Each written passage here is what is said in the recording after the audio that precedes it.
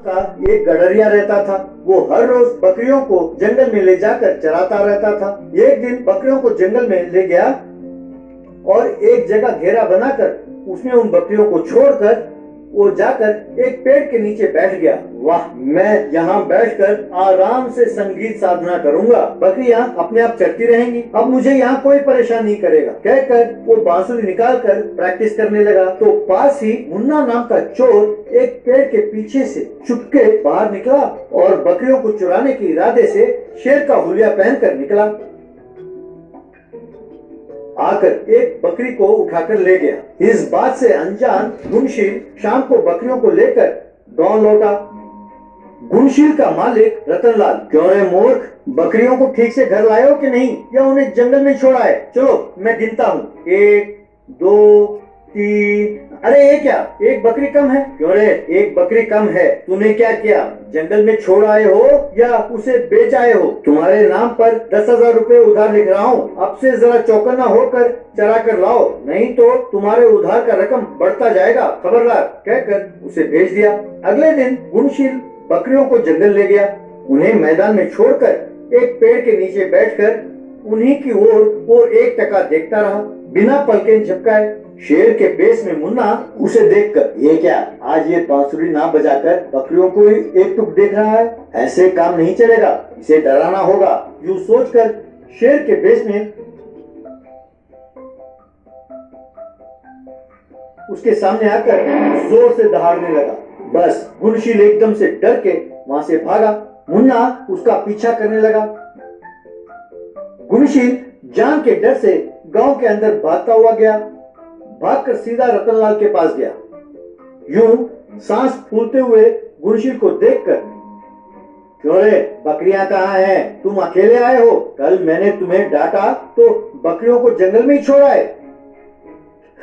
सेठ जी, एक बड़ा शेर आया, मुझे लगता है कि वो अपनी बकरियों को उठाकर ले जा रहा है। आज उसने मेरा पीछा किया, क्या करूं समझ में नहीं आया और मैं भागकर यहाँ आ गया। सेठ, क्यों कहानी सुना रहे हो? अगर ये सच है कि शेर तुम्हारा पीछा कर रहा था तो अब तक वो तुम्हें खा चुका होता। तुम चाहते हो कि मैं ये विश्वास कर लूं कि तुम उससे बचकर आए हो? मेरे बकरियों का कुल मिलाकर 5 लाख रुपए भरो, नहीं तो अपना घर मेरे नाम कर दो। घर आपको दे दिया तो मैं कहाँ रहूंगा सेठ?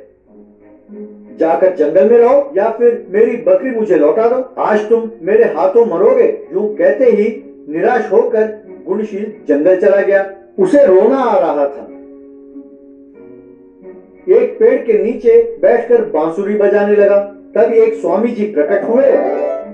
क्या हुआ बेटे, तुम इतने दुखी क्यों हो? तुम्हारी क्या समस्या है? तब गुणशील ने जो कुछ हुआ वो बताया। स्वामी जी, मेरी बकरियों को कोई उठा ले गया, शेर मेरे पीछे भागा, गांव में कोई मेरा विश्वास नहीं करता, सब मुझे निकम्मा मूर्ख कहते रहते हैं। तब स्वामी जी ने उसे एक डंडा और एक गाड़ी दिया। बेटा, ये डंडा वशीकरण डंडा है, इसके मदद से तुम किसी भी क्रूर जानवर को अपने वश में कर सकते हो। तुम्हारी बकरियों को खाने वाले शेर को भी तुम इससे वश में कर सकते हो। उस शेर को इस गाड़ी के साथ बांधकर तुम उन बकरियों को गाड़ी में चढ़ाकर गांव में ले जाओ। अब से कोई तुम्हारा अपमान नहीं करेगा। बाद में डंडा और गाड़ी के साथ जा रहे गुणशील को शेर के बेस में बकरी चराते हुए मुन्ना दिखाई दिया। उसके सामने सचमुच का शेर आया। तब मुन्ना के हाथ पांव थर-थर कांपने लगे। क्या करें समझ में ना आकर वो वहीं बुत बनकर खड़ा रह गया। तब गुणशील उसे देखकर, अच्छा तो इतने दिन से मुन्ना था जो मेरी बकरियों को चुरा रहा था, अब आए इसके अकल ठिकाने, शेर के मुंह में फंस गया है, यूं थोड़ी देर कांपने दो, कहकर अपने डंडे से उस शेर को वश में करता हूँ, कहकर उसने मंत्र पढ़ा तो असली शेर उसके काबू में आ गया। तब गुणशील ने उस शेर को ले जाकर गाड़ी से बांधा। शेर के बेस में मुन्ना को भी दूसरी ओर गाड़ी में बांधा। फिर गाड़ी पर सारे बकरियों को चढ़ाकर गांव की ओर चल पड़ा। गांव वाले शेर को बकरियों की गाड़ी को खींचते हुए देखकर हैरान रह गए और गुणशील उस गाड़ी को हाँक रहा था ये देखकर दंग रह गए। ये आज तक हम गुणशील को निकम्मा और मूर्ख समझते थे, पर वो उसकी बकरियों को खाने वाले शेर को पकड़कर गांव ले आया है। ये है असली जांबाज। यूं कह रहे थे। गुणशील उस शेर की गाड़ी को सीधा रतनलाल के घर के सामने जाकर रोका। रतनलाल जी, आपने विश्वास नहीं किया था ना कि शेर है? ये देखिए, ये असली शेर है और ये आपके बकरियां चुराने वाला नकली शेर है, कहकर मुन्ना के चेहरे से शेर का नकाब हटाया। बस रतनलाल ने मुन्ना को पकड़कर खूब मारा, फिर पुलिस को सौंपा। उसके बाद, सॉरी गुणशील, अब से तुम खाली गुणशील नहीं हो, तुम टाइगर काट बकरी वाले गुणशील हो, कहकर उसकी प्रशंसा की।